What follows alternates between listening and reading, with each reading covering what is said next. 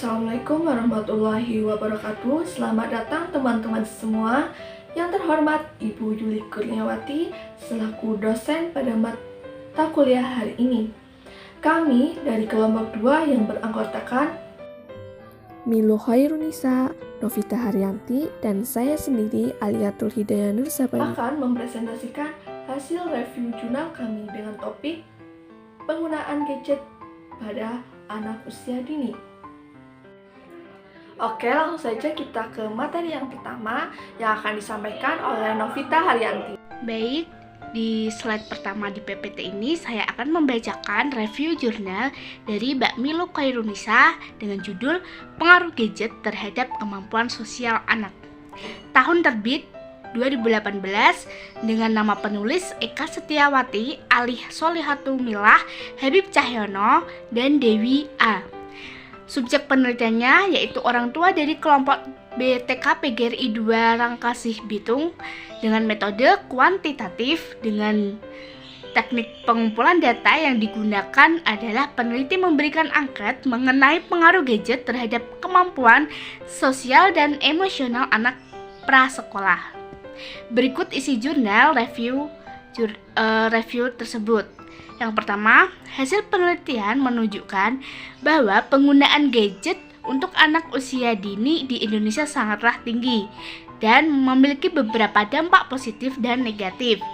Bahkan menurut pakar ITB, sekitar 5-10% anak terbiasa menyentuh gadget dalam waktu sehari 100-200 kali. Namun tidak semua anak menggunakan gadget dengan waktu seperti itu. Tapi ada dampak buruk bagi anak dan juga dampak positifnya. Dampak positifnya jika digunakan dengan anak usia dini sesuai prosedur dan kebijakan dari orang tua. Setelah peneliti memberikan angket kepada orang tua, maka didapatkan data bahwa sebagian besar anak bermain gadget dengan durasi lebih dari 60 menit per harinya.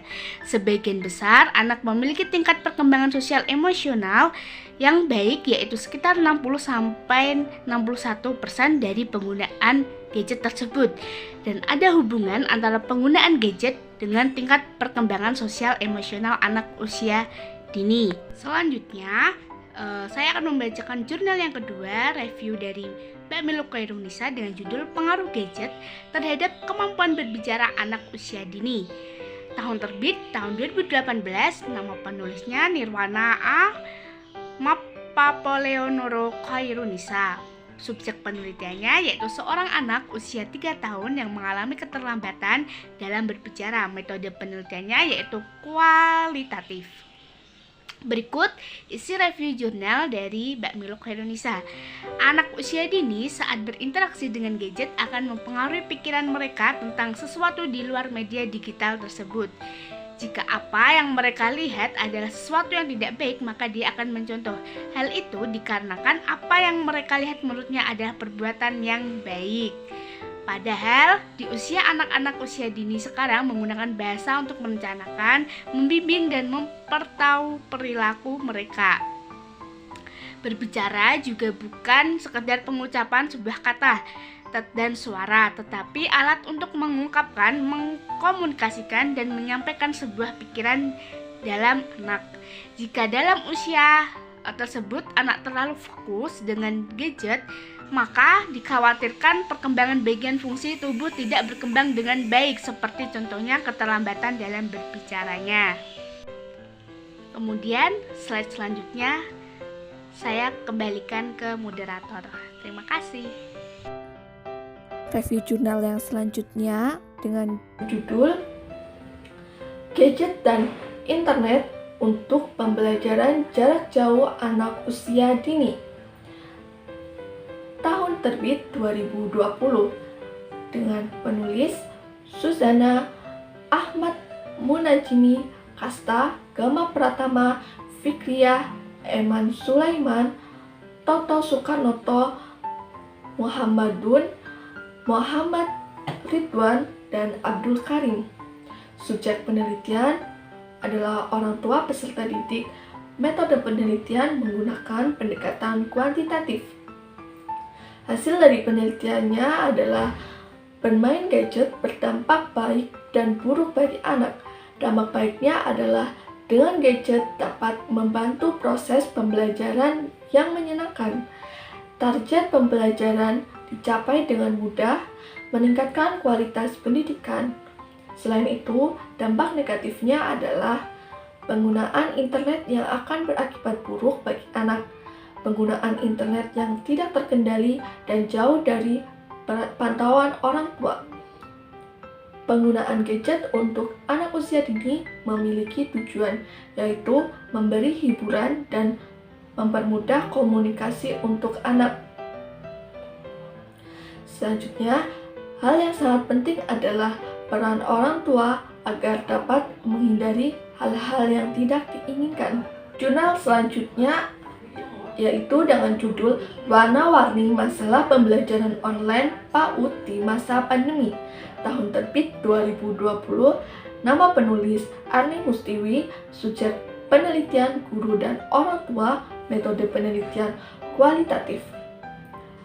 Hasil penelitiannya adalah penelitian menunjukkan bahwa ada berbagai masalah yang dihadapi oleh guru, orang tua, maupun siswa.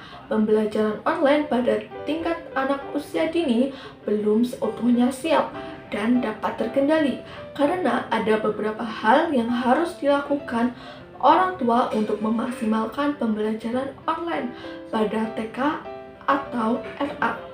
Permasalahan yang muncul antara lain, yang pertama, komunikasi antara pendidik, orang tua, dan anak didik. Yang kedua, minimnya biaya pengadaan sarana teknologi informasi dan mahalnya kebutuhan pembelajaran online.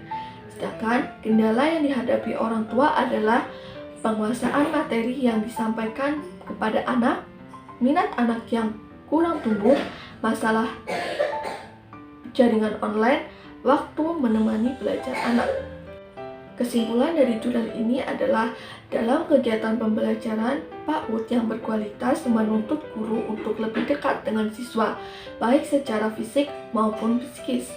Oleh karena itu, guru dalam praktiknya harus menciptakan lingkungan belajar yang nyaman dan aman bagi anak. Dan para guru diharuskan untuk lebih kreatif dan inovatif dalam menciptakan jenis pembelajaran online. Review jurnal yang selanjutnya akan disampaikan oleh Milo Hoirunisa. Judul Dampak Gadget dan Internet Terhadap Pendidikan Karakter pada PAUD. Tahun terbit tahun 2018. Penulis Meta Kemala. Subjek penelitian yaitu 10 orang tua dengan usia di bawah 35 tahun. Metode penelitian yaitu kualitatif, di mana diperoleh data melalui studi pustaka dan juga wawancara.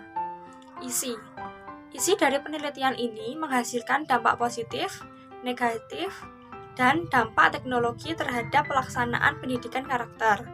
Sehingga pesatnya perkembangan TIK akan memberikan dampak yang baik bagi anak jika adanya pengawasan yang ketat dari orang tua. Pemberian gadget pada anak dapat dilakukan dengan adanya pembatasan akses internet dan juga waktu serta bimbingan dari orang tua agar karakter anak tetap baik.